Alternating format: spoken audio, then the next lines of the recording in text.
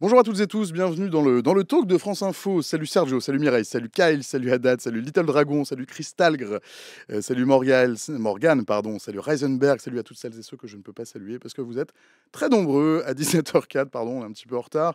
On est ensemble, chers amis, jusqu'à 19h, comme tous les mercredis et les jeudis, pour aller fouiller dans ce que donne à voir l'actualité politique, géopolitique, l'actualité des sciences, de la tech, du web, certainement des idées aussi. 17h, 19h, donc 2 heures pour prendre le temps de prendre le temps, pour prendre le temps de la mise en perspective, le temps aussi de l'apaisement dans les débats, mettre un peu de raison dans la passion, le temps pour mettre du relief. Là, on ne voit que du plat parfois. Au programme de ces 2 heures, un point politique jusqu'à 18h avec notamment Marine Le Pen qui pourrait être frappée d'inéligibilité lundi prochain, mais aussi le gouvernement de François Bayrou qui peine à faire entendre une voix unie sur une multitude de sujets, par exemple celui de la laïcité, mais pas que. On va parler de plein de choses pendant 1 heure. Ce sera jusqu'à 18h, 18h, heure à laquelle on ira jeter un œil à ce qui se trame en Turquie, où malgré l'interdiction des manifestations, la contestation ne faiblit pas. 6 jours après l'arrestation d'Ekrem İmamoğlu, le principal rival du président Erdogan, des manifestations à l'issue desquelles plus de 1400 manifestants ont été arrêtés depuis la semaine dernière. La Turquie d'Erdogan qui prendrait de plus en plus les atours d'une dictature assumée. On se posera la question jusqu'à 19h. Pour l'heure et pour l'instant, il n'est jamais que 17h06, passé de 3 secondes à Rouen et Tourcoing, la même heure à Paris, ou à l'hôtel de Matignon, la résidence officielle du Premier ministre de la France, François Bayrou. Et plus de 3 mois après son arrivée au 57 rue de Varennes, il s'en trouve pour regretter que le chef du gouvernement peine un peu à mettre en place un programme un peu plus concret. Bonjour Thibaut Petit. Bonjour. Salut Thibaut, t'es journaliste au service politique de TF1. À tes côtés, Thierry Pêche. Salut Thierry. Bonjour. Bienvenue dans Talk de France Info. Tu es directeur général du think tank Terra Nova. C'est quoi Terra Nova pour ceux qui nous rejoignent? C'est un endroit où on essaye de concevoir des politiques publiques, c'est-à-dire de résoudre des problèmes qui nous concernent tous, que ce soit en matière économique, sociale, environnementale. Et plutôt à gauche. Plutôt centre-gauche. Plutôt centre-gauche. À tes côtés, Aurore Malval. Salut Aurore, qu'on connaît bien, qui vient souvent dans le Talk de France Info. T'es rédactrice en chef chez Marianne. C'est ça. Chers amis, le Premier ministre est critiqué, notamment par exemple par Édouard Philippe pour son immobilisme. Ce sont les propos d'Édouard Philippe. Alors, Édouard Philippe n'est évidemment pas son plus grand allié, hein, évidemment. Pour autant, force est de constater que la marge de manœuvre de François Bayrou est assez mince. Oui, en tout cas, on le savait déjà parce que l'Assemblée nationale, elle est très divisée. On a vu avec Michel Barnier que la marge de manœuvre du Premier ministre était quand même assez réduite. Donc on savait que à partir du moment où François Bayrou serait nommé, il n'y aurait pas forcément de grands textes très ambitieux politiquement parlant, parce que ce serait prendre un risque. Et puis là, il y a en plus la situation internationale qui s'est rajoutée, et où on voit sur les questions régaliennes, et notamment la défense, l'armée, le chef des armées, c'est le président de la République, et en ce moment, c'est plutôt lui qui a l'air de prendre la main sur la politique nationale et même internationale, puisqu'il se positionne en ce moment comme le leader de l'Europe. En tout cas, c'est l'image qu'il veut renvoyer en ce moment. Président de la République qui reçoit ce soir Volodymyr Zelensky, le président ukrainien. Thierry. Le pouvoir de François Bayrou était depuis le début un pouvoir faible. Quand vous n'avez pas de majorité absolue, vous avez peu de pouvoir. Et donc, vous passez votre temps à essayer de négocier avec les uns et les autres pour faire passer des textes qui, en général, ne sont pas ambitieux et qui ne font pas plaisir à tout le monde. Donc, on savait que ça ne serait pas brillant, que ce ne serait pas... l'immobilisme est un mot sans doute un peu dur, parce que néanmoins, ils font des choses. Ils ont moins fait un budget, ce que le prédécesseur de François Bayrou n'avait pas réussi à faire. Mais il fallait pas s'attendre à un gouvernement qui fasse des étincelles. Et ça reste un gouvernement faible, et il est faible au point qu'il pourrait être demain censuré si une partie de la gauche et l'extrême droite se mettaient d'accord sur une motion de censure. Je suis évidemment d'accord avec ce que mes collègues viennent de dire. Mais néanmoins, je trouve qu'il y a quand même quelque chose de singulier dans cette faiblesse. C'est finalement la façon dont certains dossiers qui sont pourtant d'importance ont été écartés. Je pense notamment à la question de la retraite. On a quand même une loi qui était très contestée, qui d'ailleurs est une manœuvre politique pour François Bayrou de se maintenir, qui a été la promesse de ce conclave de remettre les choses. Et là, on voit bien qu'on ne reviendra plus sur cette loi. Et je trouve que pour un gouvernement finalement faible, c'est assez fort d'avoir réussi à changer complètement en fait le discours. Et même quand on pense à la situation d'Emmanuel Macron il y a 6 mois, même un petit peu avant, même au moment de la censure, avec avec les appels de certains à la démission, l'impuissance qui était démontrée du président, etc. Quand on voit la situation, en tout cas dans laquelle il est, et même d'ailleurs je dirais aussi médiatiquement, comment il ressort, parce que c'est aussi ça, c'est-à-dire que l'un alimente l'autre, mais il y a aussi un discours médiatique, le fait qu'on parle beaucoup de la situation internationale, qu'on parle beaucoup, et on en parlera même tout à l'heure sûrement des différentes rencontres, de comment Macron s'est relancé en fait sur la scène internationale, et de fait comment cette relance retombe en matière de politique intérieure. Eh bien finalement, on a quand même un petit peu changé de paradigme. Alors je dis pas que c'est une situation figée, tout peut aller très vite, et à la faveur d'un renversement de situation qui peut arriver, parce qu'on voit bien que à gauche, tout le monde n'est pas d'accord sur la stratégie justement adoptée par rapport éventuellement à une nouvelle censure, et tout peut à nouveau changer. Mais aujourd'hui, je trouve qu'il y a quand même une situation qui s'est quand même pas mal renversée, et pour un gouvernement faible, des prises de position assez fortes. S'il y a une faute à ne pas commettre quand on est un gouvernement faible, c'est de se croire fort. Et c'est précisément la faute qui a été commise sur les retraites. C'est-à-dire que là où il avait obtenu... sinon la confiance, du moins la complicité de la gauche en disant les retraites, on va négocier, on va ouvrir une discussion entre le patronat et les syndicats, il aurait dû laisser aller la négociation et la discussion à son terme, ce qu'il n'a pas fait en disant, en tranchant finalement la question qui aurait dû être laissée aux partenaires sociaux. Donc il s'est pris pour fort alors qu'il ne l'est pas. Je ne crois pas qu'on dise des choses si différentes finalement. Oui, non, pas du tout, mais on va voir effectivement ce que ça donne, parce que si jamais il n'y a pas de sursaut, ou que le Parti socialiste décide d'accepter finalement ce renversement, il aura eu raison d'enterrer, en tout cas, raison, je sais pas, mais en tout cas, il aura... ça n'aurait pas été sanctionné, parce qu'effectivement, il n'y avait pas besoin, même en soi, d'écarter la proposition, enfin le totem de l'âge, l'abaissement de l'âge légal, le retour à 62 ans. François Bayrou avait déclaré avant, lorsque le conclave avait été ouvert, qu'il fallait de toute façon l'équilibre en 2030. Donc c'était un environnement de contrainte qui déjà était suffisamment strict pour qu'il n'y ait pas de dérapage éventuel, et c'était dans la main des partenaires sociaux. Là, effectivement, il a braqué tout le monde en se disant, si j'ai toujours la CFDT dans la poche, les autres suivront. Je schématise, mais c'était un petit peu... C'était dans le... Et en même temps, on a, et on en reparlera aussi peut-être, une communication qui est assez particulière de la part de François Bayrou. C'est-à-dire qu'on a quelqu'un qui revendique quasiment les couacs de communication, à la fois pour lui. Il revendique de ne pas s'entourer de communicants. Il dit, d'ailleurs, et je pense que cet argument-là est un petit peu éculé. Je ne suis pas sûre qu'il ait un grand écho ici. On en avait déjà parlé. Il dit, voilà, moi, je ne suis pas énarque, je ne suis pas parisien. Sous-entendu, je parle, je dis les choses comme elles viennent. Quand même, c'est ça fait quand même 50 ans qu'il est aux responsabilités, et aux responsabilités, justement, au niveau des lieux de pouvoir parisiens, pas seulement à Pau. Donc oui, cet argument passe pas très... Enfin, je trouve n'est pas... n'est pas incroyable, et de la même manière, les voix dissonantes qui s'expriment dans son gouvernement sous couvert de cette sorte de polyphonie qui serait censée représenter un nouveau style, eh bien pareil, ça donne une impression quand même d'instabilité et de cacophonie, quoi. Je vois agacé largement Thibaut Petit. Oui, parce que du coup, je suis assez d'accord.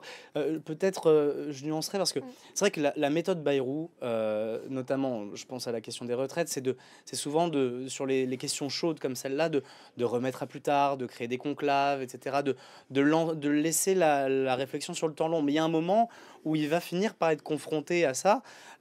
Là, je pense que sur sa déclaration, sur le fait de ne pas revenir sur les 64 ans et de ne pas revenir à 62 ans pour la réforme des retraites, dans son entourage, ce qu'on sait, c'est que c'était plutôt vu comme une erreur. Il a donné son avis. Donc c'est pour ça que je n'irai pas jusqu'à dire que c'était une prise de position forte, ni un acte vraiment de courage, parce que... Non, mais je dis pas ça. Hein. Je n'ai pas dit que c'était une... je dis que c'est ce que j'avais compris. Non, c'est pas un acte. Je disais juste que la conséquence, si en fait ça devient clair pour tout le monde, et comme on l'entend, tout le monde s'est engagé derrière en disant ah bah oui, vu le contexte international, il est absolument impossible de revenir, etc. Comme si finalement le bon sens de François Bayrou avait parlé, eh bien ça enterre de fait une possibilité. C'était plus comme ça que je le voyais, mais pas non, effectivement. Et parce qu'en effet, là pour l'instant, c'est-à-dire que il y a une période on sent qu'il y a une période, en tout cas un peu de flottement, parce qu'on sait qu'il y a la date du 31 mars, comment dire, le résultat du procès de Marine Le Pen. Donc pour l'instant, le Rassemblement national est très en retrait, même sur beaucoup de questions et beaucoup de débats à l'Assemblée nationale. Ils se sont abstenus sur beaucoup de textes pour ne faire le moins de bruit possible. Et on sent qu'il y a une sorte d'attente comme ça, de là déjà ce procès-là, et puis parce qu'il y a aussi la question de savoir quand il pourrait y avoir une prochaine dissolution. C'est que certains partis souhaitent une nouvelle dissolution. Et donc on attend un petit peu de voir pour ne pas censurer tout de suite, et puis aussi laisser le temps à ce conclave et aux partenaires sociaux de discuter. Pour l'instant, on entend quand même dans la bouche d'Olivier Faure et de Marine Le Pen qu'on agite toujours cette menace de censure, mais ça reste une menace pour l'instant. Je lisais certaines indiscrétions dans certains médias de députés qui disaient qu'on se trouvait dans une situation où ça ressemblait à 2 semaines avant la censure de Michel Barnier. Est-ce que dans 2 semaines, la menace se fera un peu plus présente? On verra évidemment, on aura passé cette date du 31 mars, et on verra à ce moment-là si le risque de censure se rapproche. En tout cas, je pense qu'on regarde, tout le monde regardera évidemment ce qui ressort du conclave. Est-ce qu'il y a un accord entre les partenaires sociaux? C'est possible qu'il n'y en ait pas. Et ce que fait le gouvernement après?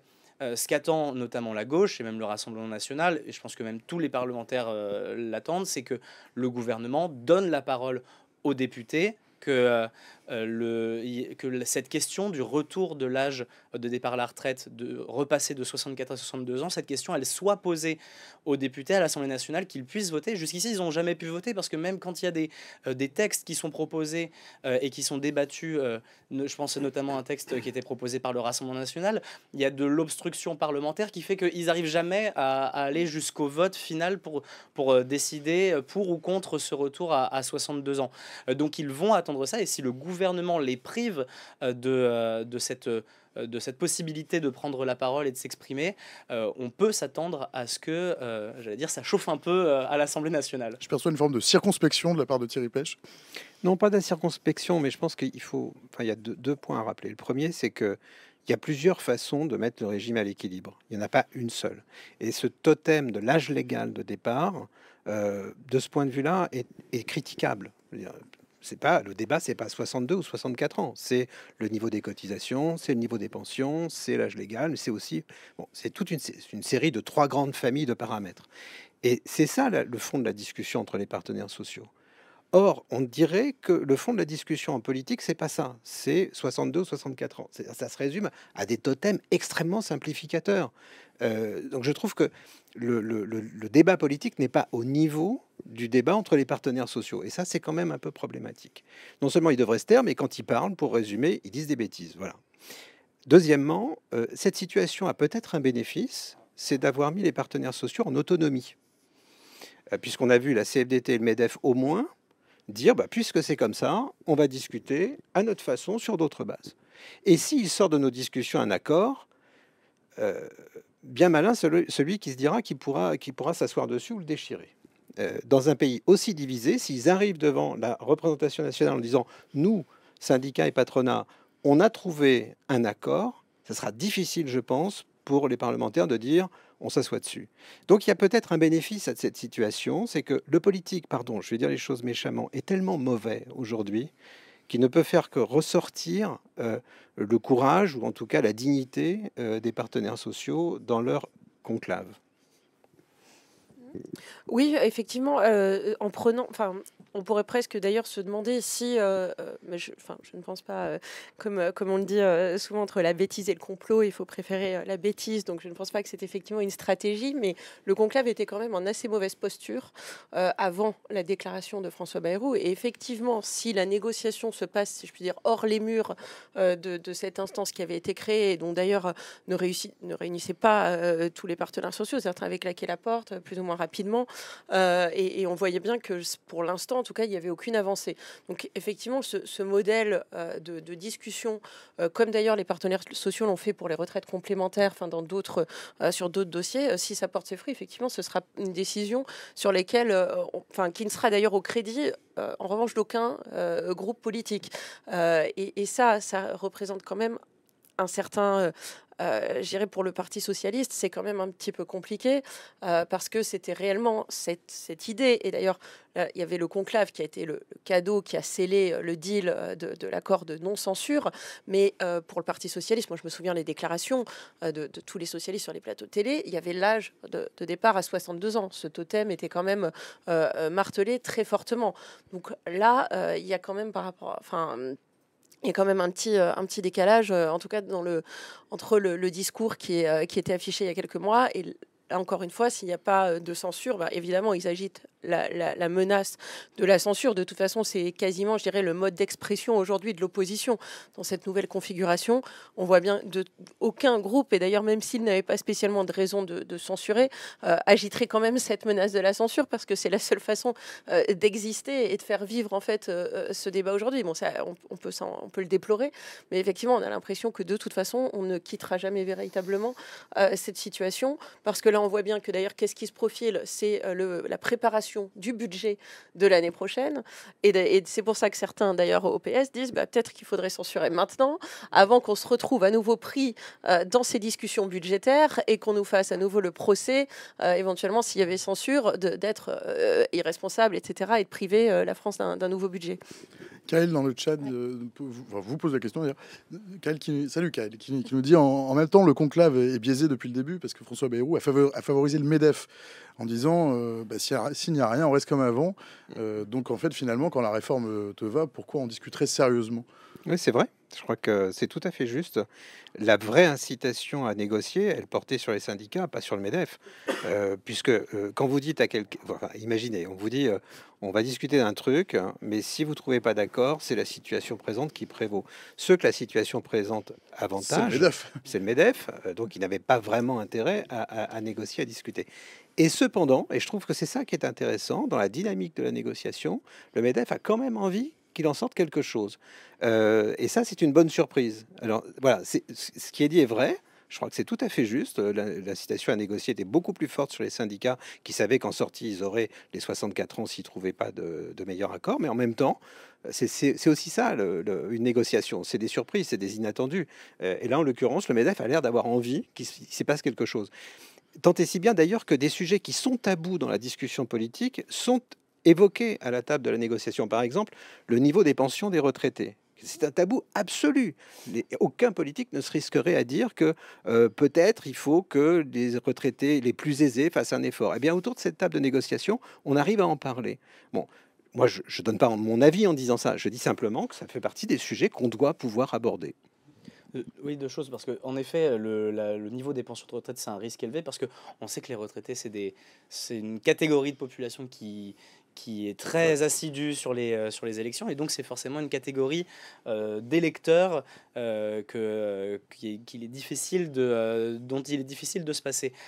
Après, sur l'accord qui peut être trouvé à la fin, je mettrai quand même une nuance sur la force de cet accord parce que ça dépend entre qui il est trouvé.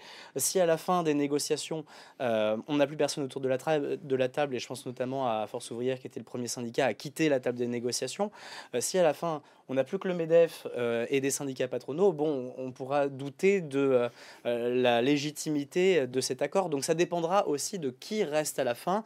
Est-ce que la CFDT reste jusqu'au bout ou est-ce que finalement tous les syndicats, notamment d'ouvriers, décident et de salariés décident de s'en aller, quoi.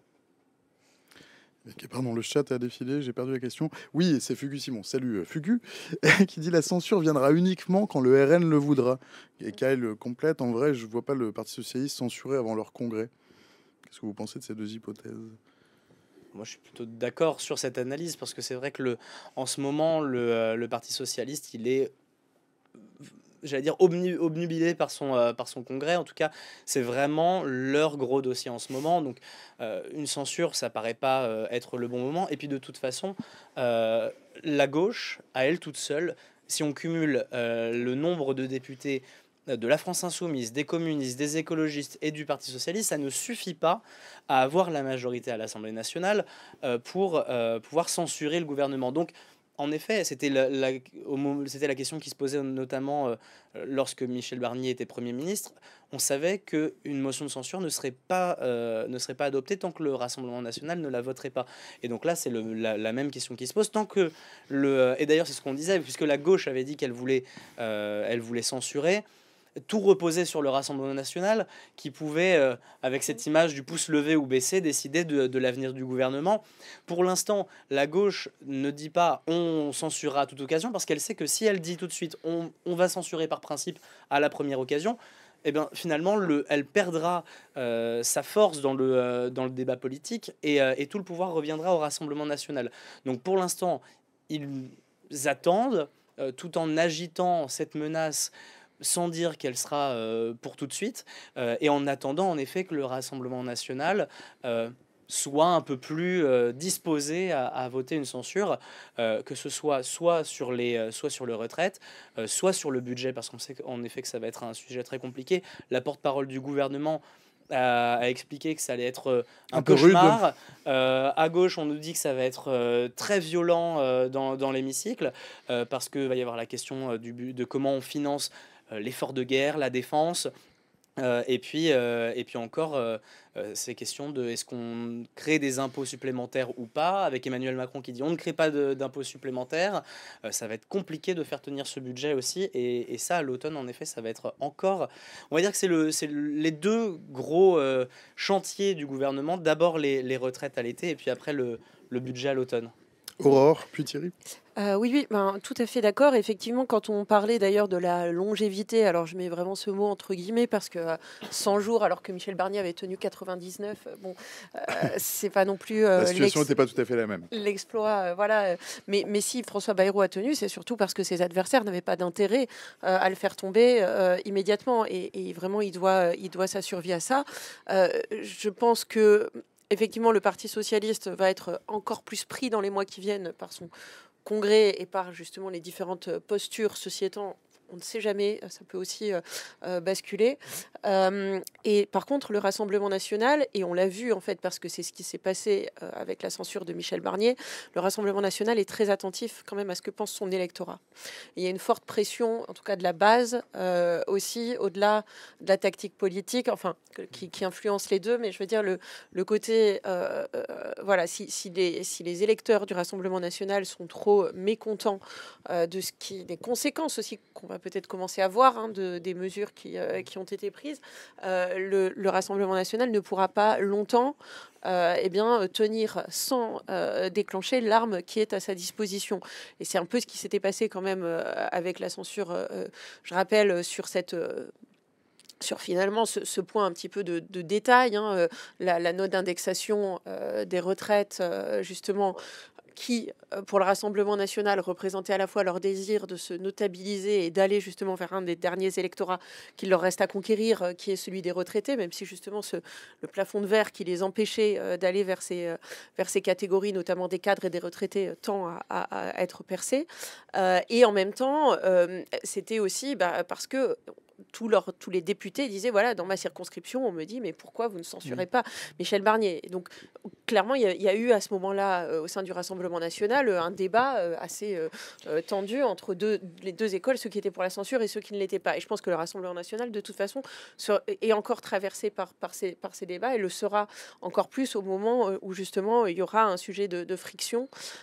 Et en plus, j'ajoute qu'à l'automne, on pourra à nouveau dissoudre l'Assemblée nationale. Donc là, évidemment, la censure n'entraînera pas, enfin, dans la tête, ne sera pas tout à fait la même chose, parce que ce ne sera pas qu'une censure qui fait tomber le gouvernement, c'est une censure qui peut être suivie justement de réélection, et où il faudra à ce moment-là se compter et voir ce qui sortirait d'élections. C'est sûr qu'à l'automne, la censure va coûter plus cher parce qu'elle va faire tomber 577 têtes. Et donc, à ce prix-là, c'est pas sûr que le plus économe on joue avec cette arme aussi légèrement. Non, mais je crois qu'il y a des situations historiques assez étranges dans lesquelles personne n'a vraiment intérêt à faire quelque chose et pourtant tout le monde va le faire. Et la censure, ça peut être ça. pour toutes les raisons qui ont été dites. C'est pas vraiment le moment pour le Rassemblement national, c'est pas vraiment le moment pour le Parti socialiste parce qu'il y a le Congrès. Enfin, chacun a une bonne raison de ne pas y aller. Et néanmoins, celui qui craque une allumette peut mettre le feu. Pourquoi? Parce que c'est très difficile de ne pas la voter. C'est très coûteux de ne pas la voter. Parce que, vous avez, comme l'a dit Aurore, vous avez perdu la face sur les 62 ans. Parce que pour le Rassemblement national, dans les circonscriptions, les électeurs râlent. Parce que le Congrès approche et que peut-être ne pas avoir voté la censure, ce sera censuré par les électeurs, les adhérents du Parti socialiste. Bref, personne n'a vraiment envie d'y aller là tout de suite. Et pourtant, tout le monde pourrait demain être obligé d'y aller. Et c'est ça la situation dans laquelle on se trouve. Il y a tellement d'octane dans l'atmosphère que celui qui craque une allumette, et celui qui craque une allumette, c'est très simple, il s'appelle la France insoumise, peut mettre le feu.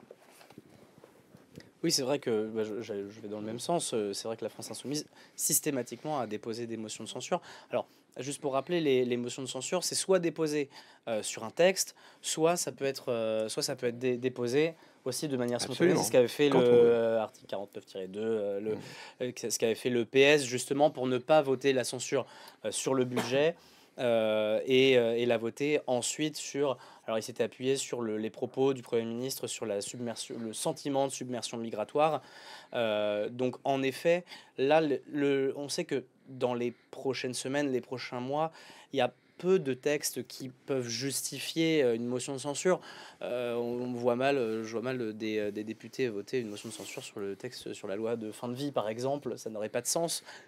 Mais par contre, ça peut dépendre des déclarations du gouvernement. C'est pour ça qu'on parle notamment des retraites, parce qu'en effet, si François Bayrou, à la fin de cette conclusion du conclave, décide on ne sait pas ce qu'il décidera, mais en fonction de sa décision, on peut avoir des députés qui décident de spontanément déposer une motion de censure. Et en effet, la France insoumise peut être le premier groupe à décider de le faire, et ça va être compliqué sur l'âge par exemple de 62 ans. On sait que la gauche étant plutôt favorable à un retour aux 62 ans, et le Rassemblement national aussi, on aurait du mal à justifier de ne pas voter ce texte, alors qu'il va dans le sens de ce que défendent justement ces groupes politiques depuis plusieurs mois, depuis plusieurs années même. Thierry? Non, je suis assez d'accord avec ce qui vient d'être dit. J'avais lu un papier du Figaro en préparant l'émission sur le congrès du PS, et un de nos confrères du grand quotidien, qu'est le Figaro, par ailleurs, qui évoquait, voilà, ça fait partie du folklore chez les socialistes. Ça n'est que ça n'est que du folklore, le congrès du Parti socialiste. Qu'est-ce que les socialistes peuvent en attendre et qu'est-ce que son issue pourrait changer? Ah non, je crois que là, ça a souvent été du folklore, et cette fois-ci, ça pourrait ne pas être du folklore, parce L'objet de la question. qu'il peut y avoir un vrai changement d'orientation du Parti socialiste et de sa stratégie. Et c'est ça qui va compter. Bon, on est resté à une situation où Olivier Faure tenait le parti à une très courte majorité. Je crois que c'était 51-49, quelque chose comme ça, hein. Là, ces oppositions peuvent tout à fait renverser la table. Et donc mettre le Parti socialiste sur des rails beaucoup plus centre-gauche, social-démocrate, sur une position, je dirais, plus recentrée. Les oppositions, en plus, se sont un peu fracturées, puisqu'il y avait les oppositions à Olivier Faure, c'était Carole Delga, Nicolas Meyer-Rossignol et Hélène Geoffroy. Bon, là, tout à coup, Boris Vallaud est entré en lice. Boris Vallaud, c'était une partie de son attelage. Donc, il y a un peu de suspense dans ce congrès. Et il y a encore plus de suspense quand vous considérez que un des leaders de la gauche n'est pas dans le Parti socialiste, c'est Raphaël Glucksmann. Il est juste à côté dans Place Publique. Et selon l'issue du congrès, sa stratégie à lui sera très, très différente. Donc, vraiment, si pour une fois, il y a un congrès du Parti socialiste qui n'est pas du folklore, c'est celui-là. Aurore? Oui, effectivement, on est, en tout cas pour le Parti socialiste, c'est un moment très important parce que finalement, ça a été, enfin, depuis l'élection, l'élection et la fin du mandat de François Hollande, bon, on a vu les élections qui ont suivi, le score justement après d'Anne Hidalgo aux dernières présidentielles, qui avait courageusement bien voulu reprendre l'étiquette pour quand même qu'il y ait une candidature socialiste. Mais voilà, enfin, le Parti socialiste et la gauche, je dirais aussi la social-démocratie, avait été laissée un peu exsangue par les années Hollande. Et il y a eu effectivement ce réancrage à gauche qui a été porté par Olivier Faure en s'inscrivant ensuite un petit peu en tout cas en se mettant dans la roue de la France insoumise, ce qui aujourd'hui lui est reproché. Et aujourd'hui, en fait, il y a un petit peu un mouvement de bascule. En tout cas, les gens au PS l'interprètent comme ça et se prennent à rêver, après ces années noires, de se dire que, en misant sur le fait que la personnalité véritablement de Jean-Luc Mélenchon crispe et crée justement des mécontents chez toute une catégorie d'électeurs de gauche qui sont plus des SOSDEM, on va dire, voilà, bon teint, qui ont toujours voté à gauche, mais qui ne partagent pas à la fois le style radical et même certaines positions radicales de Jean-Luc Mélenchon, pour schématiser. Et donc là, le Parti socialiste se dit, c'est l'occasion pour nous de revenir au centre du jeu, justement, de cette gauche et de prendre le leadership à gauche. En tout cas, ils se disent que leur heure est revenue après les dernières péripéties. Je crois que sur le lien avec la France insoumise, la messe est dite.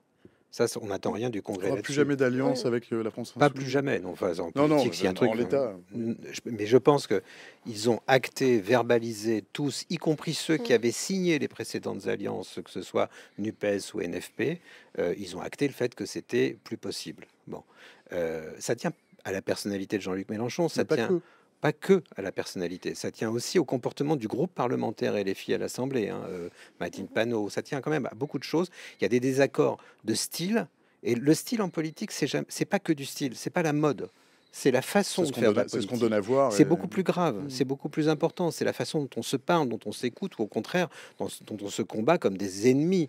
Bon, et donc je crois que là, il y a une cassure, une rupture qui est franche avec la France insoumise.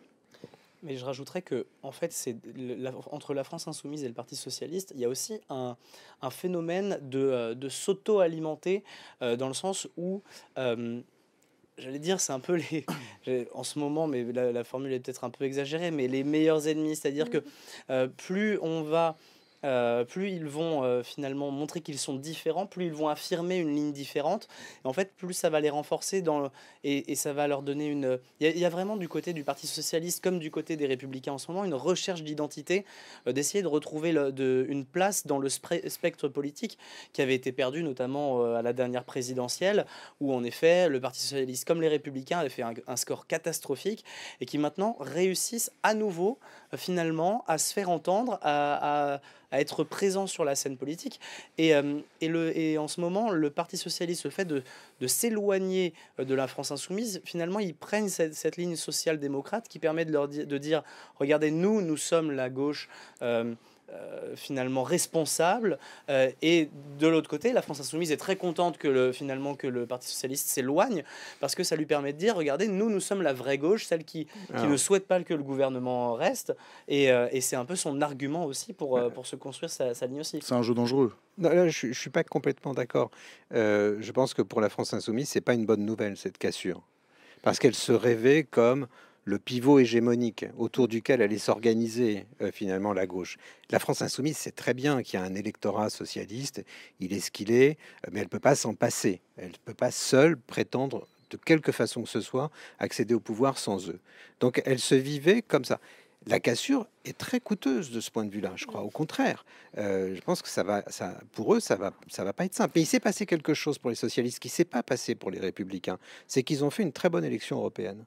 Ils ont fait près de 14%.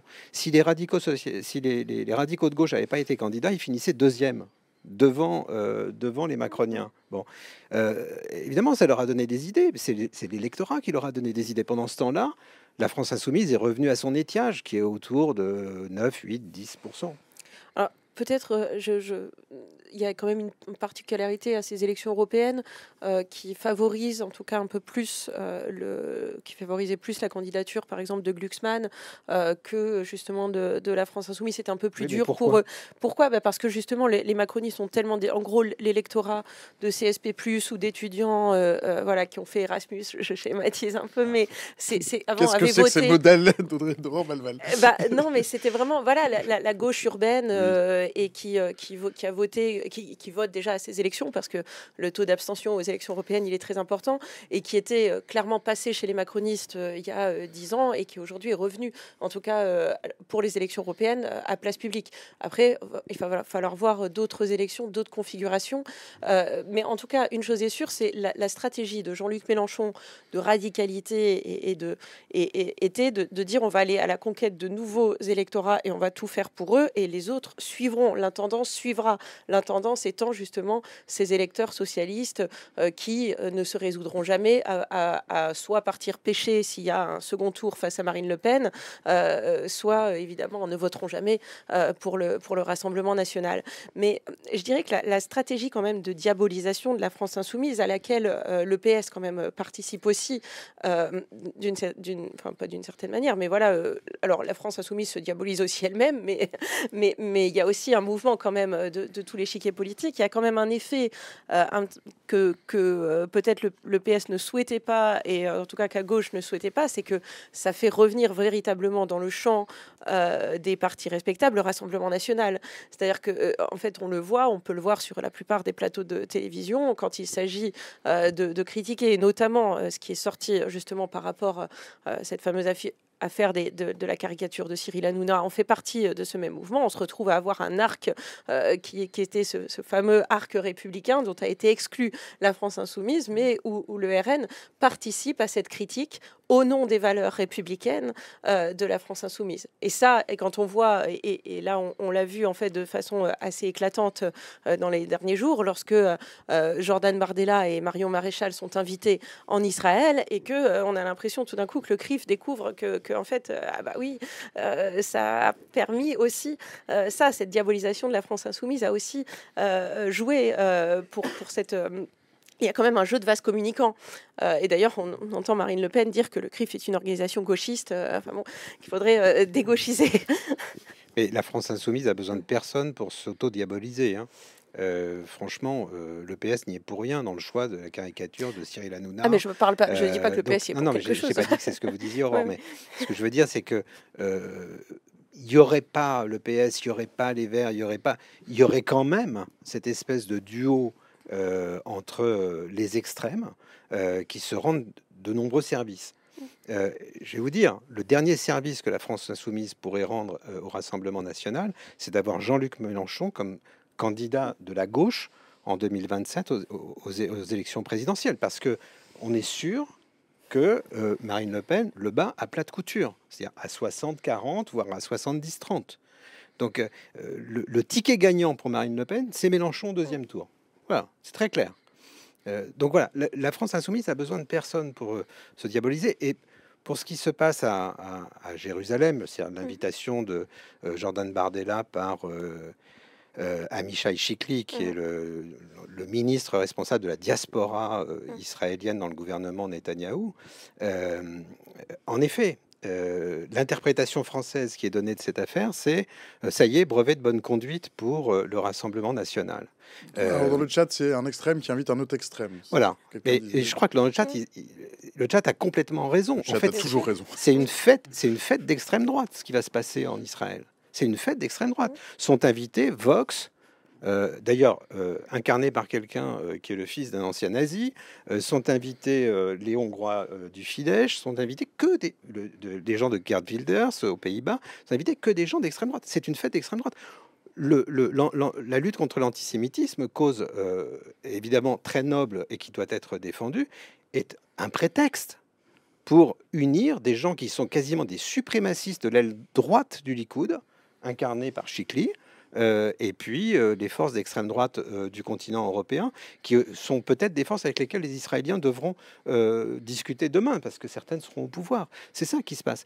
Mais la façon dont le débat a été posé en France fait que tout ça échappe complètement à la discussion publique. Pause au chat. Alors, dans le chat, vous détestez notre fond vert. Ça n'a rien à voir. Nous aussi, on le déteste.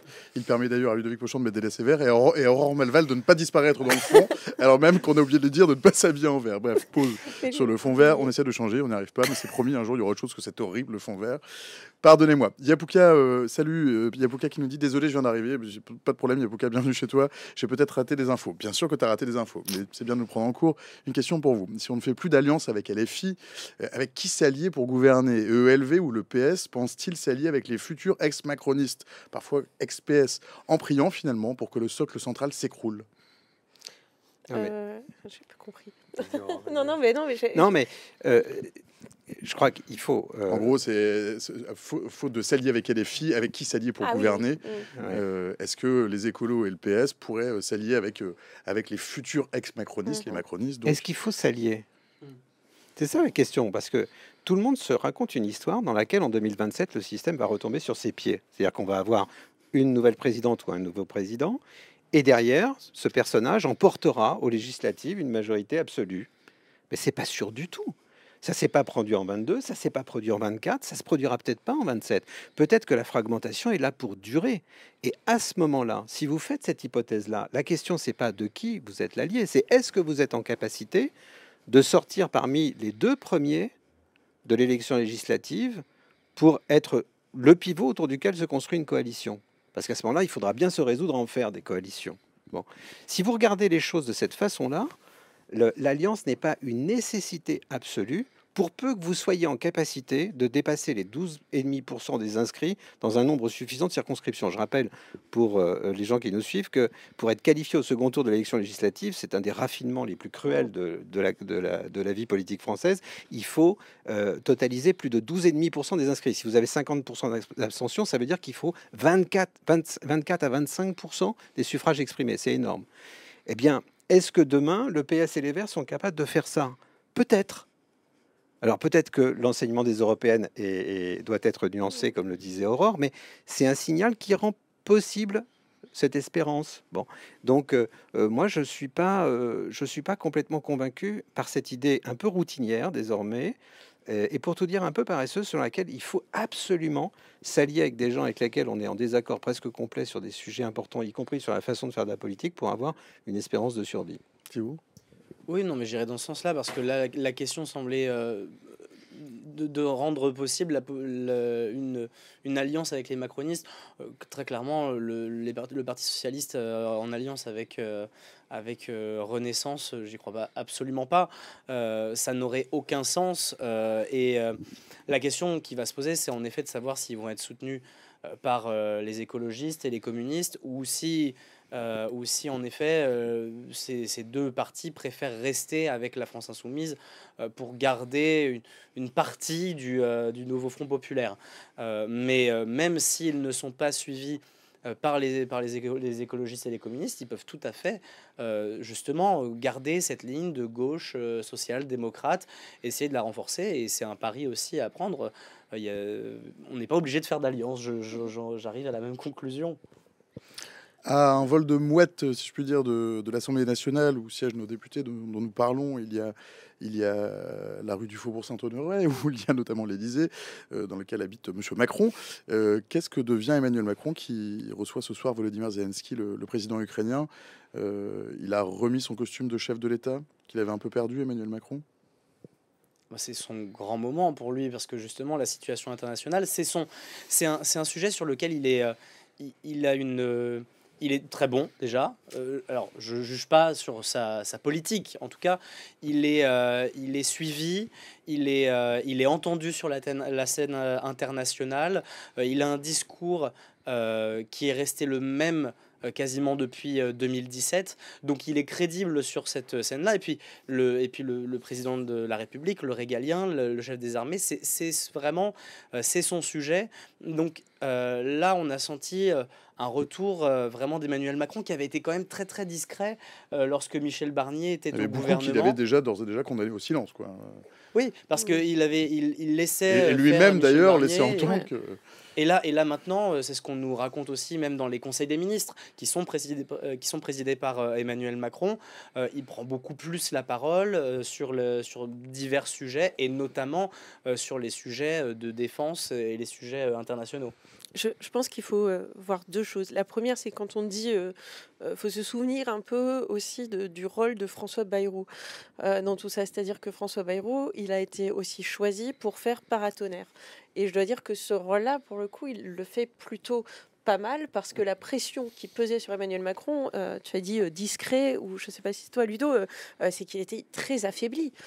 Il était obligé de se faire discret. Emmanuel Macron, lorsqu'il nomme Michel Barnier dans le contexte, avec la pression qu'il y avait justement à gauche, le nouveau Front Populaire, bon, là, on est dans une séquence aujourd'hui, comme on dit, où on a l'impression d'avoir oublié ça. Ça semble être déjà il y a 10 ans.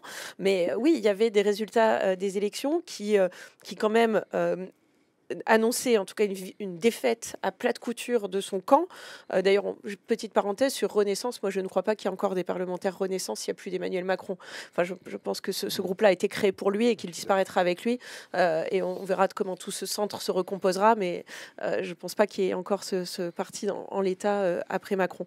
Mais, et donc voilà, donc Emmanuel Macron aujourd'hui s'est relancé. D'ailleurs, je pense que le moment un peu de bascule, ça a été sa visite à Donald Trump, dont on n'avait pas d'ailleurs saisi exactement qu'est-ce qu'il allait lui demander et quelle portée il pouvait avoir. Et finalement, ça a été aussi une manière de mettre en scène son retour sur la scène internationale. Et depuis, en tout cas médiatiquement, on peut voir que ça lui est plutôt favorable. Parce que néanmoins, auparavant, la voix de la France était quand même pas très... pas très audible. Pas très audible, et notamment, je pense, pour le conflit au Proche-Orient. On a vu là que la voix de la France, qui avant portait en Israël, au Liban, etc., était quand même assez peu audible. Et Emmanuel Macron avait d'ailleurs avait tenté à un moment, et notamment lorsqu'il y avait eu des attaques d'Israël contre le Liban, avait essayé de faire entendre un peu la voix de la France, mais ça n'avait pas été très facile. D'ailleurs, il avait été aussi critiqué pour cela en France. Donc c'était assez compliqué pour lui, même toute cette séquence. Et par rapport à l'Ukraine, il a toujours rêvé un petit peu de prendre ce leadership européen et de pouvoir porter une voix, parce que finalement, c'est son truc à Emmanuel Macron. Il dit depuis 2017, voilà, de cette Europe de la défense. Effectivement, il est resté cohérent, il est resté sur cette ligne, il était tout seul. Aujourd'hui, il y a quelque chose qui... Alors attention, hein, prenons beaucoup de précautions, parce qu'on en est encore très très loin. Il n'y a qu'à voir, d'ailleurs, il y a quelques semaines, on commençait à parler d'efforts d'armement commun, de comment la France allait pouvoir se relancer là-dedans. Bon, on apprend quelques jours plus tard que l'Allemagne n'annule pas du tout sa commande de F-35 aux États-Unis et compte n'entend pas faire des modifications radicales dans justement ses fournisseurs d'armes. Donc on en est encore très loin d'un complexe, je dirais, européen de défense et d'une organisation comme ça. Mais c'est vrai qu'Emmanuel Macron a repris cette place au centre du jeu, qui est traditionnellement, encore une fois, c'est pas non plus une prouesse, c'est traditionnellement la place du président en période de cohabitation. Il faut pas l'oublier, c'est quand même une cohabitation, en tout cas du président avec son assemblée. Thierry Pêche. Oui, je pense qu'Emmanuel Macron, il a été élu pour ça en 2022. C'était le début de la guerre en Ukraine. On avait tous assez peur de ce qui allait se passer. Et beaucoup d'électeurs se sont dit, lui, on sait qui c'est sur ces sujets. C'était beaucoup plus difficile de savoir qui était Jean-Luc Mélenchon sur ce sujet, qui était Marine Le Pen sur ce sujet, parce qu'ils avaient dit des choses qui étaient plutôt favorables au Kremlin et à Vladimir Poutine. Donc, je pense qu'il était un peu l'assurance vie, quoi. Il a été élu pour ça, il fait le job. Mais il faut bien percevoir la fragilité, l'immense fragilité de cette situation.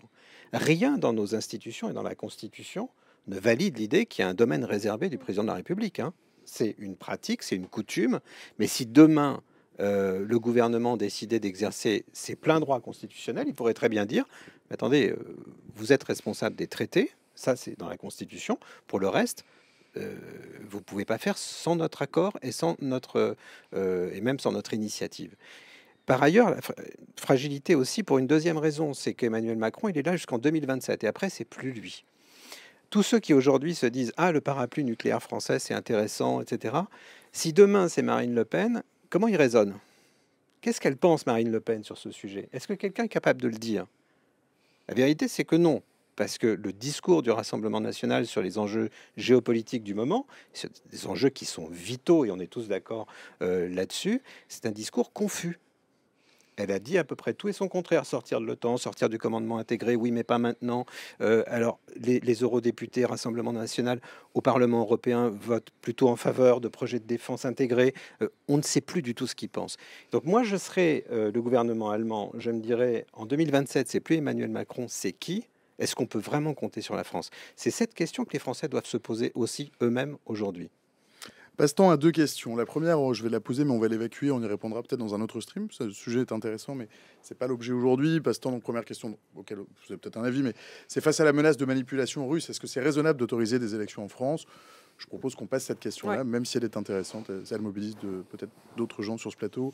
Mais ça, celle-là, je pense que vous pouvez répondre. C'est Attal et Glucksmann. Est-ce qu'ils représentent le renouvellement de la classe politique française et une inversion du rapport de force au centre? Attal, Glucksmann. Vous avez 3 heures. Hein. Ouais, parce que... Et il vous reste 7 minutes. Non, parce que déjà, est-ce que c'est eux qui représentent le renouveau? C'est même pas sûr qu'à la fin de la fin, enfin, 2027, c'est dans 2 ans, il peut se passer beaucoup de choses.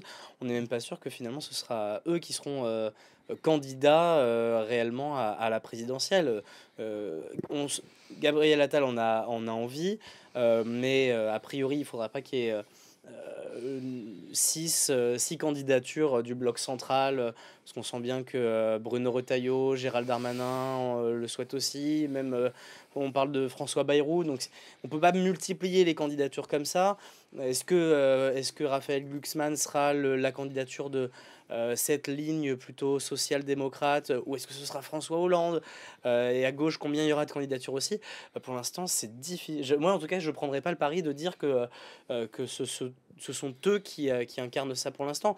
D'autant plus que, en effet, pour Raphaël Glucksmann, et on l'a rappelé tout à l'heure, il n'est pas parlementaire à l'Assemblée nationale. Il l'est au niveau européen, mais donc il est moins, il est quand même moins présent dans le débat.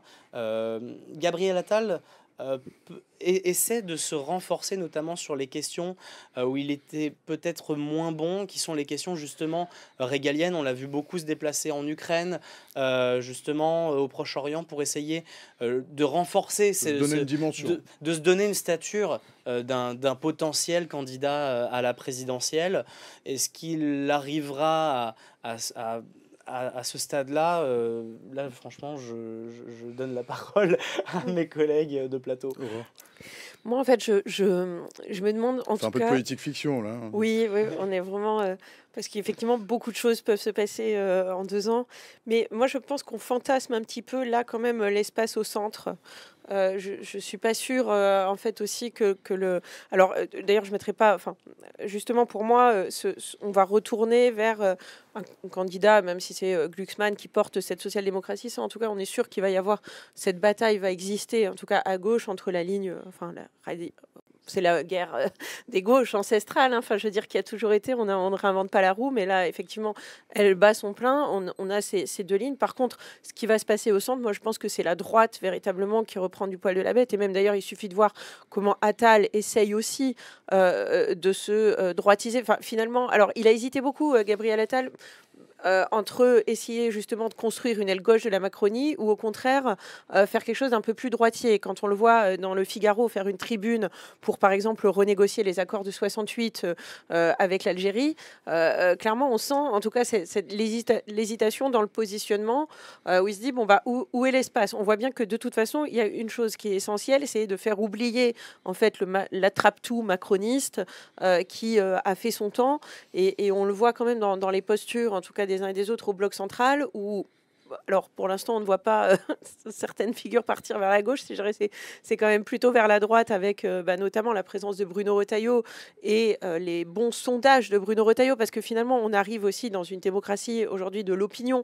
c'est-à-dire que face à un gouvernement qui n'a pas l'appui des urnes puisqu'il ne correspond pas au vote des Français, hein. De fait le bloc central n'a pas eu la majorité, loin s'en faut, eh bien on teste comme ça les personnalités personnalités et on teste leurs propositions dans l'opinion à coup de sondage. Et quand on voit que ça marche pour Bruno Retailleau, et bien forcément tous les autres se disent, et on voit bien Gérald Darmanin qui le marque à la culotte, et du coup... même Édouard Philippe qui essaye de trouver là-dedans sa voie, à savoir est-ce qu'il va prendre la voie d'un libéralisme enfin très justement plus libéral que les autres, etc. Comment ils vont essayer de se positionner les uns les autres. Thierry Pêche. Moi, je pense que le clivage gauche-droite est en train de se reconstituer à grande vitesse, sous des formes un peu nouvelles, parce que ce qu'on appelle la gauche et ce qu'on appelle la droite bouge beaucoup dans le temps. Je pense que le bloc central, d'ailleurs, vous savez, quand on situe des forces politiques en les appelant blocs, c'est qu'elles ne sont pas appelées à durer très longtemps. Bon, je pense que le bloc central va être l'enjeu de dépeçage des forces de droite et de gauche. Et d'ailleurs, pour la gauche, c'est pour ça que Raphaël Glucksmann est plutôt bien positionné, me semble-t-il. Il est celui qui peut reprendre des parts de marché perdues en 2017 au profit d'Emmanuel Macron. Et il faut bien voir que le rapport gauche-droite, il s'est détérioré en faveur de la droite, parce que la gauche a perdu ses parts de marché en 2017. C'était des grosses parts de marché. Et se dire que la gauche a un avenir en tournant le dos aux gens qui sont partis en 2017, c'est une vue de l'esprit. Donc je ne pense pas que Gabriel Attal soit la figure du renouveau pour les raisons que je viens de dire. Je ne sais pas si Raphaël Glucksmann le sera. Je dirais qu'il est un candidat un peu mieux positionné pour ça. Chers amis, il est 17h59, passé de 18 secondes. C'est quasiment l'heure de nous quitter. C'est toutefois juste avant l'heure du mot de la fin ou du mot de la suite, Thibaut. C'est toujours les. À chaque fois, c'est le moment où je sais jamais quoi dire. Mais toujours pour remercier. Ça, les prochains savent. Voilà, c'est ça, comme ça, ils ont le temps de réfléchir. Ils ont le temps de réfléchir un peu. Non, c'était très intéressant. Peut-être une chose qu'on n'avait pas dit, mais c'était juste pour compléter, parce que j'y avais pensé tout à l'heure et je n'avais pas rajouté, qu'on parlait tout à l'heure de paratonnerre de François Bayrou à Emmanuel Macron. Ça se voit dans les sondages, que François Bayrou est en train de baisser et Emmanuel Macron en train de remonter. Donc voilà, c'est aussi... alors que Emmanuel Macron avait atteint des scores catastrophiques dans les sondages d'opinion. Donc comme quoi, tout est possible. Thierry, tu as de la chance, tu as pu réfléchir. Thierry Pêche, le mot de la fin, le mot de la suite. Non, merci pour cette discussion, c'était vraiment intéressant. C'est un plaisir de t'avoir. Non, j'ai pas de mot de conclusion particulier. Bon, moi non plus, mais par rapport à ce que tu dis, je rebondis du coup. C'est vrai que Emmanuel Macron a repris quelques points, mais attention, il les a repris justement sur son socle électoral privilégié. Il les a repris surtout chez les cadres et les retraités. Donc il y a quand même une grande partie encore, je dirais, des Français qui continuent à lui tourner le dos. Et donc cette situation qu'on a des fois, je trouve un peu du mal à saisir, notamment dans le contexte actuel et dans le contexte international. Faut pas que non plus ça fasse oublier les autres problèmes que le politique a à gérer en politique intérieure, et il y en a beaucoup. 18h52 secondes sur Info. Merci Thierry Pêche, merci Romain Val, merci Thibaut Petit. Je vous fiche dehors, je vous remets entre les bras amicaux de Camille Petit qui devrait vous permettre de retrouver les quelques rayons de soleil qui doivent continuer d'inonder le parvis du 116 avenue du Président Kennedy. Merci infiniment d'avoir fait l'amitié de vos lumières. Dans le chat, vous restez avec nous, on change complètement de sujet. On quitte l'hôtel de Matignon, on file en Turquie, où les manifestations se poursuivent contre l'arrestation du maire d'Istanbul, Ekrem İmamoğlu, maire d'opposition au président Erdogan. C'était la 7e soirée consécutive hier de mobilisation devant la mairie de la capitale. 1400 personnes ont été arrêtées dans le pays depuis le début du mouvement, à un point tel qu'il se trouve des voix pour dire que la Turquie d'Erdogan est devenue un régime autoritaire qui ne se cache plus. Il est 18h, passé 1 minute et 41 secondes. On peut donc dire bonsoir sur France Info. Bonsoir Timur Öztürk. Bonsoir. Timur, tu es journaliste politique à la rédaction de France Inter. On est au 3e étage. France Inter, c'est le 5e. Vous êtes nos cousins, France Inter. Tu es surtout aussi un ancien correspondant en Turquie, puis tu as aussi des origines turques, je crois. Et il me semble que tu étais le week-end dernier en Turquie. Tout à fait. Et tu vas nous en parler dans 1 minute. À tes côtés, Marc Semo. Bonsoir. Bonsoir Marc, vous êtes journaliste spécialisé dans les questions internationales, longtemps à Libération et aussi au grand quotidien qu'est Le Monde. J'ai à peu près tout le monde. Absolument. Et en face de moi, à vos côtés... Je me suis beaucoup occupé de la Turquie. Ah, c'est une excellente nouvelle justement pour les 53 minutes qui vont suivre. Et en face de moi, à vos côtés, Adel Bakawan. Bonsoir Adel. Bonsoir. Vous êtes directeur du Centre français de recherche sur l'Irak, chercheur associé au programme Turquie-Moyen-Orient de l'Institut français des relations internationales, c'est l'IFRI, membre de l'Institut de recherche et d'études Méditerranée-Moyen-Orient. C'est l'IREMO, j'ai à peu près tout bon. Bon, seulement le CIFRI n'existe plus. Ah. Je suis le directeur de l'Institut européen d'études du Moyen-Orient et d'Afrique du Nord. Eh ben voilà qui est rectifié, pardonnez, j'ai du mal, très très mal à écrire ma fiche. Timon, je commence avec toi, tu étais à Istanbul, je crois, le week-end dernier. Ce week-end, qu'est-ce que tu y as vu et qu'est-ce que tu nous en rapportes? Alors, j'ai vu des grosses manifestations. J'étais à Istanbul, devant la mairie métropolitaine d'Istanbul, dans le district de Fatih, c'est le centre-ville, le quartier historique. C'est là où les protestataires se rassemblent depuis l'arrestation du maire Ekrem İmamoğlu. Des manifestations comme ça, moi j'en avais pas vu depuis 2013 en Turquie. Il y avait vraiment énormément de monde, beaucoup de jeunes. C'est un mouvement avec une composante étudiante très importante, beaucoup de présence policière aussi. Voilà. Messieurs, vous avez eu des contacts avec des amis là-bas, peut-être qu'est-ce qu'on vous a dit? Qu'est-ce qu'on vous rapporte? Un peu la même chose, que c'est quand même le mouvement le plus impressionnant, le plus massif depuis celui de Gezi en 2013, avec peut-être à la fois un mouvement qui est porteur de plus de rage encore qu'à l'époque, de plus de gravité. À l'époque, en 2013, on était encore à un moment où le pouvoir de Recep Tayyip Erdogan était à la fois omniprésent, en phase d'autoritarisme croissant, mais il était en même temps celui qui, pendant la décennie précédente, avait malgré tout mené un certain nombre de réformes qui avaient permis, par exemple, à la Turquie d'entamer le processus de négociation avec l'Union européenne. Aujourd'hui, Erdogan est un leader, un autocrate, toujours plus clairement, un autocrate corrompu, toujours plus clairement, un autocrate qui est prêt à tout pour garder le pouvoir, comme on l'a vu. Et donc, il y a cette gravité, parce que je terminerai là-dessus. Jusqu'ici, les élections en Turquie, bon, il y a eu des fraudes marginales, mais globalement, les élections se déroulent en elles-mêmes correctement. C'est-à-dire, en amont, il y a évidemment l'inéquité de la campagne, puisque les médias appartiennent au régime, les grands médias privés sont proches du pouvoir, etc., etc., etc. L'appareil de l'État est contrôlé, mais le scrutin lui-même se déroule correctement. Avec cette histoire de l'arrestation de celui qui était le candidat à la présidentielle, qui avait de bonnes chances de gagner, qui était devenu un drapeau, Ekrem İmamoğlu, et ben là, on est dans une situation où le pouvoir transgresse les règles du jeu, et c'est maintenant ou jamais si on veut éviter que la Turquie d'Erdogan ne devienne comme la Russie de Poutine. Ce dont on va parler pendant une heure. Adel Bakawan, vous vous souscrivez? Écoutez, Vous n'êtes pas d'accord, mais c'est très bien que vous ne soyez pas d'accord. Ça, j'ai Timur qui arbitrera. oui, le mouvement, je qualifie le mouvement de contestation de mouvement d'espoir. C'est un mouvement d'espoir. C'est un mouvement beaucoup plus large, beaucoup plus grand, mieux organisé que celui de 2013. Il y a le parti le plus grand d'opposition qui est derrière le mouvement, qui organise, qui oriente pour le moment, je dis bien pour le moment, le mouvement. Seulement, ce mouvement d'espoir va rapidement, enfin il l'est déjà, va rapidement se confronter à une réalité brutale qui est beaucoup plus puissante, beaucoup plus dominante, beaucoup plus armée que le mouvement de contestation, à savoir, nous ne sommes pas dans le contexte d'un régime démocratique, hein.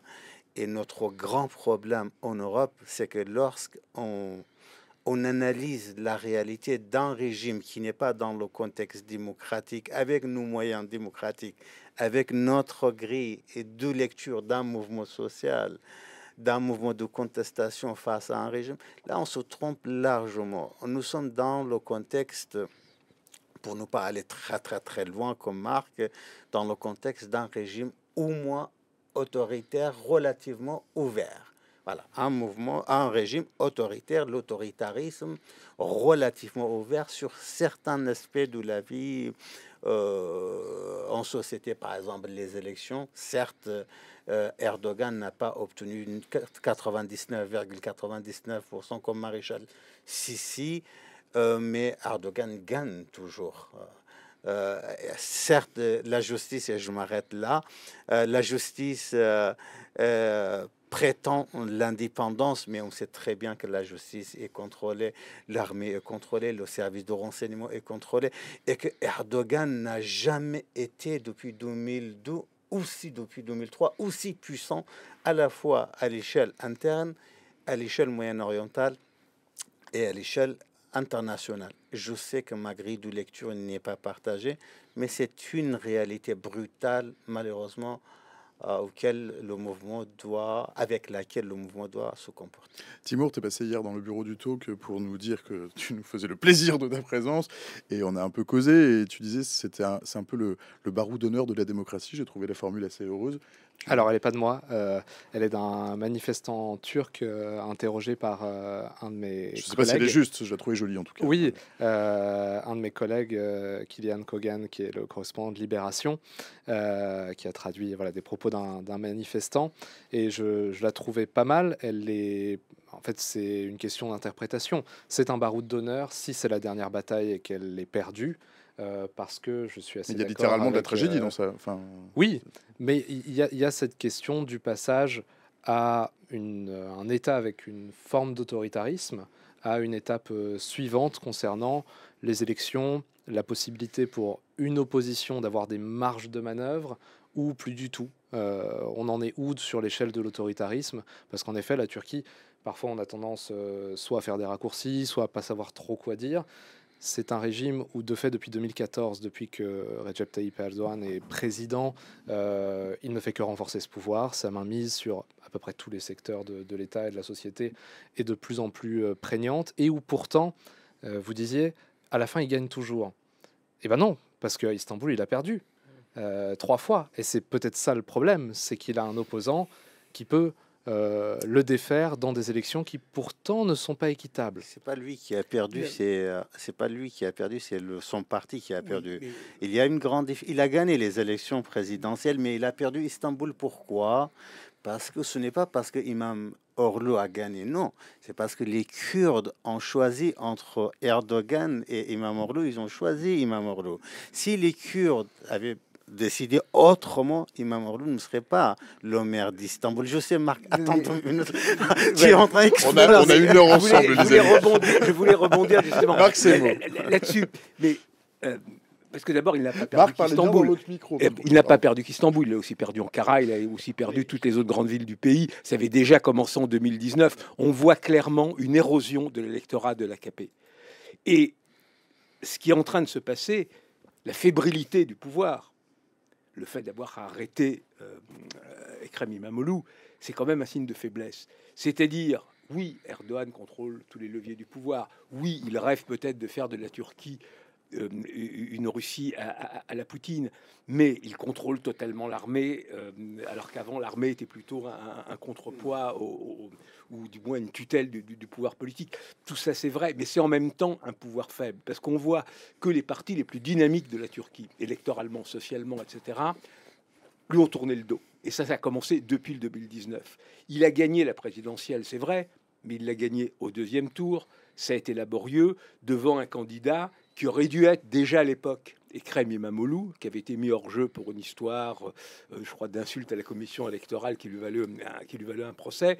Donc contre le vieux leader du Parti républicain du peuple, Kılıçdaroğlu, qui n'était pas quand même le meilleur des candidats. Donc, et c'était quand même là aussi un signe de fragilité. Ça avait été très laborieux. Donc pour toutes ces raisons, on a un pouvoir faible qui s'accroche à son pouvoir, Erdogan, avec tous les risques, justement, d'un pouvoir faible. Parce qu'un pouvoir faible, c'est un pouvoir qui peut devenir très méchant, qui peut être tenté par la fuite en avant. Et, je terminerai là-dessus, un des atouts d'Erdogan, c'est de dire « jamais autant qu'aujourd'hui, nous sommes aussi importants aux yeux des Occidentaux avec ce qui est en train de se passer en Ukraine, le rôle que l'on peut jouer pour un accord de cessez-le-feu en mer Noire, l'éventuel déploiement de troupes au sol, etc. On est la deuxième armée de l'OTAN. Mais c'est aussi quelque chose qui le met un peu en porte-à-faux.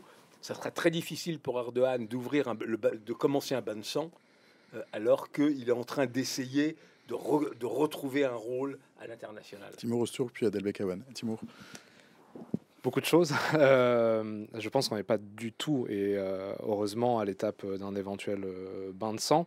Je ne serais pas tout à fait d'accord sur un régime faible. Je pense aussi que ce n'est pas un régime faible et que son assise populaire reste importante, que sa maîtrise des institutions, etc.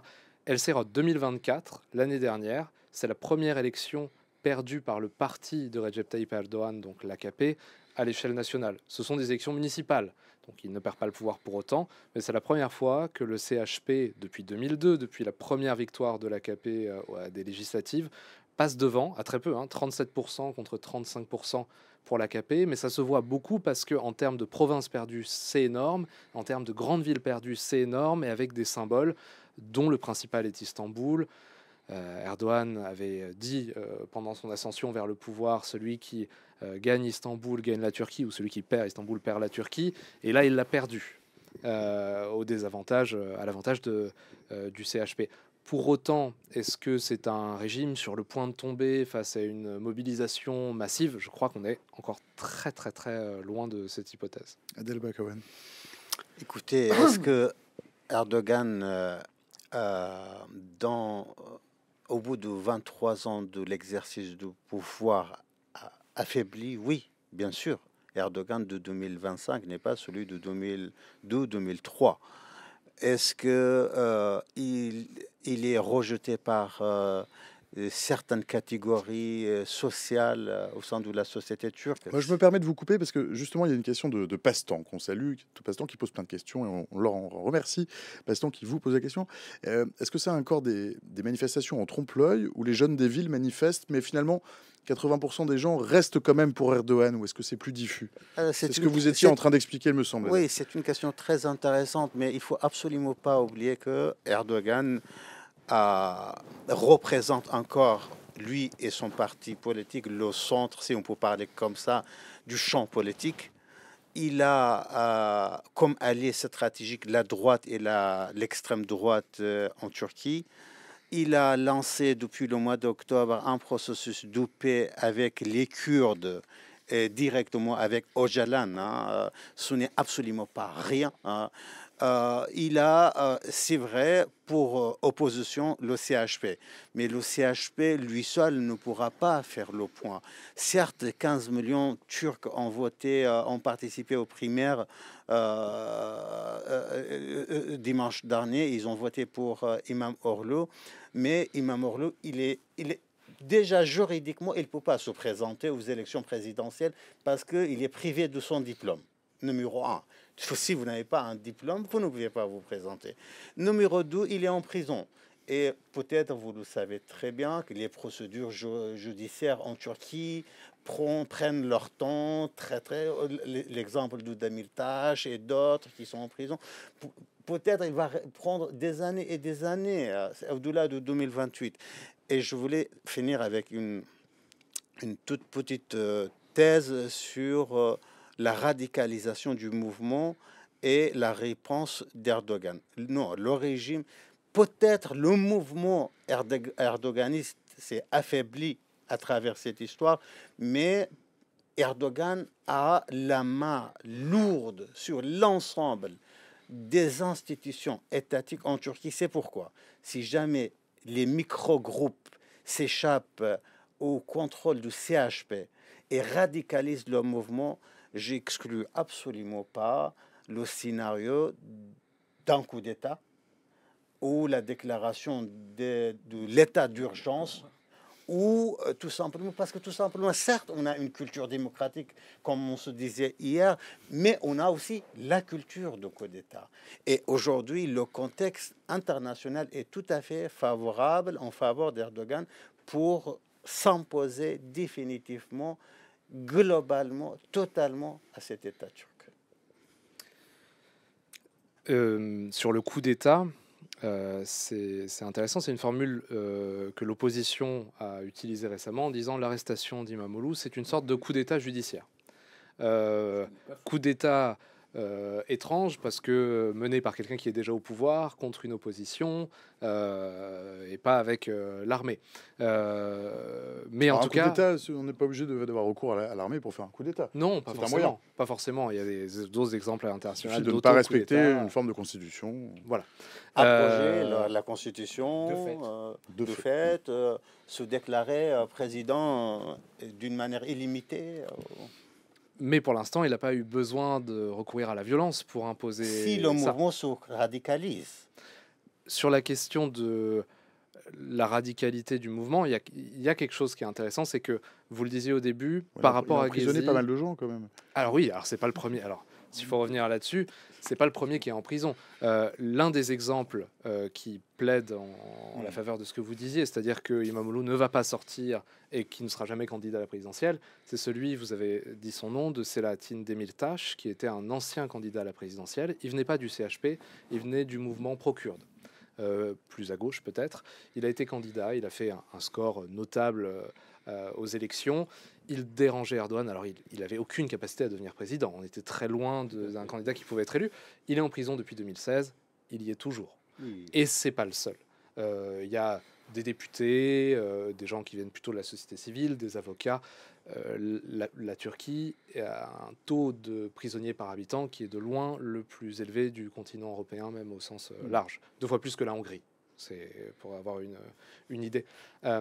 Sur la question de la radicalité du mouvement, ce qui est intéressant, c'est qu'en effet, par rapport à 2013, peut-être pour rappeler, en 2013, le mouvement de Gezi, c'est un mouvement qui éclate à Istanbul contre la destruction d'un parc qui va au départ venir de gens qui sont des étudiants, des architectes, des écologistes, un mouvement de la société civile qui sera pas vraiment dirigé par un parti politique.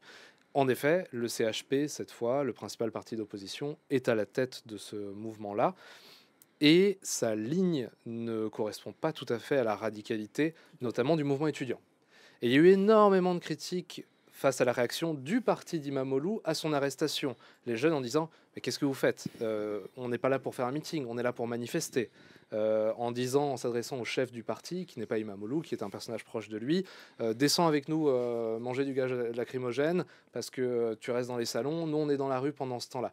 Et le mouvement étudiant étant parti autonome à ses propres lieux de rassemblement, ses propres manifestations, et n'est pas dirigé directement par le CHP, avec une frange un peu radicale sur la gauche, et fait intéressant, une frange radicale à l'extrême droite aussi, qui échappe au contrôle du CHP. On se dit comme ça peut-être de France, c'est très étrange d'avoir des gens qui sont d'extrême droite et de gauche, voire d'extrême gauche dans un même mouvement. C'est permis par le CHP, qui était anciennement le parti central de la politique turque, qui a une aile gauche qualifiée de social-démocrate, même si ce n'est pas du tout l'histoire de ce parti, c'est pas le mouvement ouvrier, et une aile droite qui peut être proche de l'ultranationalisme, donc on peut retrouver différents éléments dans la rue.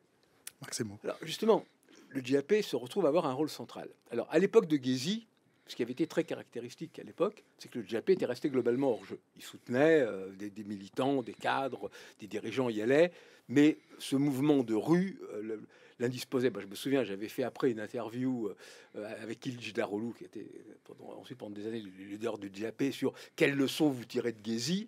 Il restait plus ou moins muet. Et d'un autre côté, toujours à propos de Gezi, les Kurdes étaient restés en dehors du mouvement, parce qu'il y avait déjà à l'époque un processus de paix qui avait été amorcé par Erdogan avec le leader du PKK, du Parti des Travailleurs du Kurdistan, le parti de la guérilla Abdullah Öcalan, et donc les Kurdes étaient plutôt restés en dehors. Là, c'est différent. Le mouvement est massif, beaucoup plus massif, on le voit au nombre des manifestations, on le voit aussi, comme à l'époque, d'ailleurs, il s'est étendu à tout le pays, dans quasiment 60 des 81 départements du pays, et il est dirigé par le JAP. Mais c'est pas la culture du JAP, qui est là-dessus est très embarrassé quelque part. Alors effectivement, il a soutenu le mouvement, mais ça a été les étudiants qui ont lancé les manifs. Au début, il y avait interdiction de manifester, les premiers cortèges ont eu du mal, ensuite ils ont franchi les premiers barrages de police, et la dynamique a pris. Le JAP, en partie à raison, dit on ne peut pas continuer à manifester tous les jours comme ça éternellement. Donc déjà, il est en train de réfléchir à d'autres formes de mobilisation. Mais ça devient très compliqué, parce que l'ADN du JAP, c'est d'être un parti d'ailleurs qui est consubstantiel au système et à la République, c'est le pilier de la République, et qui est de dire, pourquoi pas finalement, on en parle déjà de Mimo, des élections anticipées, ce qui par ailleurs peut aussi arranger Erdogan. Et toute une autre partie du mouvement, justement, dont tu parlais, les jeunes, mais aussi une partie aussi de l'aile droite la plus radicale du JAP, et pas du tout là-dessus. Donc le risque, c'est que les choses se cassent, que le GAP, d'une manière ou d'une autre, va vers une solution toujours plus politique, alors qu'une partie du mouvement se radicalise, ce qui donnerait prétexte à Erdogan pour une répression accrue, ce qui est un réel problème. Ce qu'il faut voir, c'est que la société turque, et je terminerai là-dessus, est une société qui est potentiellement extrêmement violente. Il y a un nombre d'armes en circulation qui dépasse, je ne me souviens plus, on en est à 10-15 millions d'armes en circulation. Des privés. Quand il y a un mariage, on tire. Sinon, on n'est pas un vrai mec. On n'est pas. C'est pas un vrai mariage. Bon. Donc, Culture de l'arme à feu. Voilà. Donc, c'est quand même un pays où il y a ce potentiel de violence. Et c'est pour ça que l'on peut aussi craindre ce qui peut se passer si ce mouvement se radicalise avec des affrontements avec des partisans d'Erdogan. Il y en a encore beaucoup. Il y a de fait, on l'avait vu au moment du coup d'État militaire raté, ces milices pro-Erdogan qui étaient descendues dans les rues. Donc, on est dans un moment où, sincèrement, je connaissais bien la Turquie, j'ai couvert ce pays pendant des années, je ne vois pas où ça va. Adel Bakavan, ça va où? Voilà, ce qui veut dire, c'est que dans tous les scénarios, Erdogan sortira gagnant.